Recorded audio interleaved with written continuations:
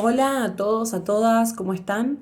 Les doy la bienvenida a Historia Económica y Social General, perteneciente al primer tramo de todas las carreras de Ciencias Económicas de la Universidad de Buenos Aires. Mi nombre es Carla Iantorno y hoy los voy a estar acompañando en el análisis de la Segunda Revolución Industrial. Me parece que es importante ponernos como objetivos de la clase poder encontrar las diferencias, las transformaciones que se dan respecto de la primera revolución industrial que tiene lugar en Gran Bretaña hacia la segunda mitad del siglo XVIII y poder establecer cuáles son las novedades que se introducen en este nuevo proceso revolucionario, es decir, en esta segunda fase de la revolución industrial. Para eso me gustaría que lo ubiquemos en el tiempo. En principio, tener en cuenta que la segunda revolución industrial se da hacia la segunda mitad del siglo XIX, es decir, desde 1850 en adelante. Podemos hablar de segunda fase de desarrollo industrial y no tenemos que ubicarla solamente en Gran Bretaña, sino que vamos a corrernos, digamos, en el mapa y verla aparecer en distintos puntos de Europa, como por ejemplo Alemania, Francia y también en Estados Unidos. Como para poder orientarlos en la lectura de los materiales que ofrecemos esta semana para pensar este proceso, me gustaría trazar la primer diferencia, ¿sí? La primer transformación, que tiene que ver con las fuentes de energía. Vimos hacia la primera revolución industrial que el carbón fue la fuente de energía más importante y que su utilización se profundiza durante la segunda revolución industrial. Eso es importante que lo tengamos en cuenta. Sin embargo, se descubren nuevas fuentes de energía que van a determinar las transformaciones que se van a dar de aquí en adelante. La primera fuente de energía que todos conocemos, porque para nosotros hoy es habitual, digamos, la utilización de esta energía, es el petróleo. Y la segunda es la energía eléctrica, la electricidad. Digamos que estas dos nuevas fuentes de energía van a transformar el paradigma de la producción hacia la segunda revolución industrial. En segundo lugar, me gustaría mencionar la transformación vinculada con el sector industrial, donde va a tener lugar, donde van a tener lugar estos cambios. Los transportes y las comunicaciones van a ser los sectores que más se van a desarrollar en este periodo. En principio, cuando hablamos de transportes, tenemos que hacer mención primero al ferrocarril. El ferrocarril va a transformar la concepción no solamente de la producción, porque va a introducir un nuevo modelo de empresa, que luego vamos a hablar un poquito sobre esas transformaciones vinculadas con la estructura empresarial, pero tengamos presente esto, que el ferrocarril va a requerir de mucha inversión de capital, va a requerir de una nueva estructura organizativa y administrativa con respecto a la organización empresarial y al mismo tiempo también va a transformar el paradigma en relación a los mercados, ¿no? Y a la conexión entre los distintos mercados. Va a poder conectar zonas que en otro momento hubiesen estado alejadas, el ferrocarril las va a conectar y va a permitir el flujo de mercancías de manera mucho más fluida. Esto va a contribuir a la consolidación de distintos mercados para el desarrollo del capitalismo en esta segunda fase de la revolución industrial. En segundo lugar, importantísimo, el desarrollo de la industria naviera, la aparición del barco a vapor como también una forma de conectar distintos lugares del mundo que antes estaban desconectados y que a partir de este momento empiezan a fluir las relaciones comerciales de una manera mucho más profunda. Me parece importante hacer hincapié tanto en los ferrocarriles como en la industria naviera, en los barcos, porque de alguna forma van a consolidar esta conexión, este mundo interconectado, intercomunicado, que hoy tal vez nosotros le ponemos el nombre de globalización. Vamos a ver el proceso en su génesis en esta fase de la segunda revolución industrial. Al mismo tiempo van a abaratarse los costos, ¿no? A partir de la introducción de estas transformaciones en esos sectores industriales, entonces este abaratamiento de los costos también va a fomentar el aumento de la competencia a nivel internacional y al desarrollo de distintas industrias en el globo en general, en el mundo en general. Bueno, como tercera transformación importante, las nuevas industrias, que van a ser industrias que van a requerir de, como bien dijimos, los transportes y las comunicaciones van a requerir de amplias o grandes inversiones de capital. Las nuevas industrias que nosotros vamos a encontrar en la segunda revolución industrial es la industria siderúrgica y la industria petroquímica. Son dos industrias que van a requerir de muchísima inversión, por lo tanto en esta segunda fase de revolución industrial nos vamos a encontrar con la aparición de distintos tipos de entidades financieras como bancos de inversión que se van a proponer efectivamente poder ofrecer créditos o financiar este tipo de empresas. También vamos a encontrar, por ejemplo, en este marco y en un caso particular que nosotros vamos a ver cuando veamos Alemania, va a aparecer el Estado, digamos, como agente interventor en la economía, como gran inversor, en la medida que se necesite grandes capitales para el desarrollo de estos sectores industriales más complejos, de la industria denominada pesada, así por algunos autores, la industria siderúrgica y la industria petroquímica.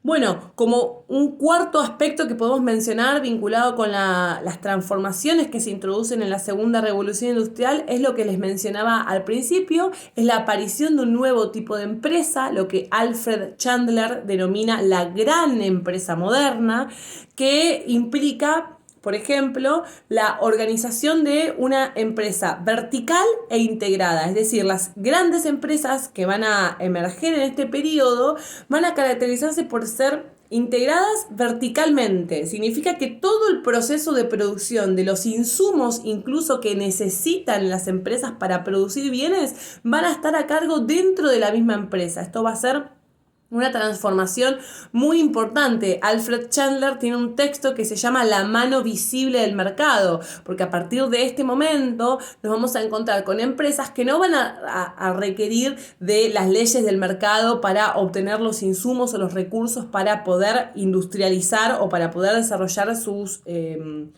productos, sino más bien que se van a encargar ellas mismas de producir todos los bienes, todos los insumos. Voy a poner dos ejemplos importantes de empresas de este tipo. Un ejemplo importante es Ford, la empresa automotriz, que tenía a cargo, digamos, dentro de la misma empresa, se encargaba de hacer, incluso Ford llegó a tener un bosque privado, desde donde se talaban los árboles para luego poder producir los apliques de madera que llevaban los autos. Esto significa que todo el proceso de insumos necesarios para la producción de un bien, en este caso el automóvil, estaba a cargo de la misma empresa. Además, la empresa moderna tiene como característica la aparición de la gerencia, digamos, la aparición de la gerencia como fenómeno, como forma de organizar la estructura productiva de una empresa, y esto se va a vincular con transformaciones en el mundo del trabajo, en la organización del mundo del trabajo, que va a ser el quinto ítem que vamos a analizar. Pero no me quería quedar... Les dije que les iba a dar dos ejemplos, ¿no?, de empresas integradas verticalmente del periodo. Ford es una y Rockefeller es otra. ¿Sí? La Standard Oil es otra empresa que va a estar integrada verticalmente. Son grandes empresas que van a tener una dinámica diferente de las empresas que nosotros pudimos observar y analizar en el periodo de la primera revolución industrial, porque van a requerir grandes cantidades de capital, van a tener muchísimas personas trabajando. La división del trabajo va a ser una de las características más importantes que va a tener, y se va a profundizar esta diferencia entre quien organiza la producción y quien produce efectivamente dentro de la empresa. Entonces aquí vamos al quinto rasgo que nosotros podemos visualizar en la segunda revolución industrial, que es la aparición de nuevas formas de organización del proceso de trabajo. ¿De qué estamos hablando cuando hablamos de organización del proceso de trabajo? Bueno, en principio hablamos del Taylorismo, que está vinculado con Frederick Taylor y su desarrollo de la teoría de la organización científica del trabajo, porque él proponía la división del trabajo adentro del taller, proponía la división del trabajo no solamente entre distintos trabajadores que cumplen distintas funciones, digamos, funcionalmente dentro de la empresa, sino la separación entre la gerencia y los trabajadores. Es decir, que a partir de ahora nosotros vamos a encontrarnos una gerencia o un espacio en donde se piensa, se diseña el proceso de producción que va a ser ocupado por trabajadores calificados. Y por otro lado, nos vamos a encontrar con el desarrollo de de prácticas, digamos, diarias y cotidianas dentro de la empresa, es decir, quienes efectivamente lleven a cabo ese proceso de producción van a ser los trabajadores, que van a ser trabajadores no calificados, que se van a dedicar en principio a actividades simples, sencillas, intercambiables. Eso significa que cualquier trabajador podría ocupar el lugar de otro trabajador dentro del proceso productivo, porque la organización y el diseño están aparte, ¿sí? Eso es uno de los rasgos del taylorismo y que luego se va a profundizar en la segunda forma de organización del proceso de trabajo, que se conoce como Fordismo. El Fordismo va a tener lugar a principios del siglo XX, se va a llamar así porque va a nacer de alguna forma, o se va a institucionalizar dentro de la empresa Ford, que recién mencionábamos, esta gran automotriz, y el rasgo característico va a estar centrado en la introducción de la cadena de montaje, es decir, que la automatización y la maquinización de la producción va a empezar a limitar la intervención del trabajador en el proceso de trabajo, en términos de tiempo, es decir, el tiempo de trabajo va a estar determinado por la máquina a partir de ahora, el tiempo y el ritmo de la producción va a estar determinado por la máquina, y ese va a ser un rasgo sustancial del Fordismo. Una película que representa muy bien el desarrollo del sistema fordista es la película de Charles Chaplin, Tiempos Modernos. Yo después les voy a dejar el link para que ustedes puedan ver la película. Es una película que se filma en el año 1936 y que da cuenta un poco de cómo funciona el sistema productivo a principios del siglo XX, ¿sí? Lógicamente lo hace desde una perspectiva irónica, satírica, pero la verdad que es una película que grafica muy bien lo que estoy explicando. Entonces dijimos que el Fordismo se caracteriza por la introducción de la cadena de montaje, la maquinización de la producción de mercancías estandarizadas, es decir, el Fordismo lo que va a empezar a producir es mercancías estándar, todas iguales, y la producción en serie. Esto de alguna forma se va a conectar con el desarrollo de la sociedad de consumo de masas que va a nacer a fines del siglo XIX y se va a profundizar en la primera mitad del siglo XX tanto en Estados Unidos como en distintos lugares de Europa. Me parece importante que nosotros señalemos con respecto a la revolución industrial o la segunda revolución industrial, que podamos identificar los cambios que se producen, las diferencias que se producen entre el primer momento y este segundo momento, y que esto nos permita ir hacia la reflexión de las transformaciones que se dan en historia y también poder identificar las permanencias, qué rasgos permanecen, ¿sí? Qué rasgos permanecen vigentes que aparecieron en la primera revolución industrial y que siguen apareciendo en este fenómeno. En principio, la aparición del mercado, por ejemplo, la innovación y el desarrollo de la ciencia y la tecnología, el lugar de los trabajadores asalariados en este proceso productivo también se va a profundizar en este momento. Digamos, son tres rasgos que se van a sostener, que se van a profundizar en este sentido. El desarrollo de la ciencia y de la tecnología vinculado con la rentabilidad y la búsqueda de la rentabilidad del capital también va a ser muy importante para pensar este periodo y esta fase, ¿sí? Que inicia, como dijimos, a la segunda mitad del siglo XVIII y la primera revolución industrial, y culmina, digamos, la revolución industrial. Algunos autores hablan de que es la misma revolución vista desde dos fases, no hablan de dos revoluciones, sino que hablan de dos fases.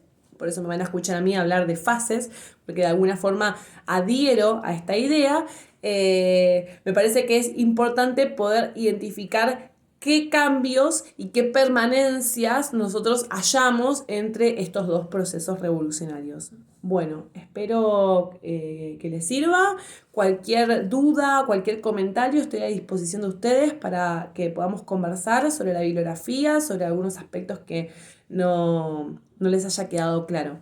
Bueno, les mando un saludo muy grande a todos y a todas. Que tengan una hermosa cursada.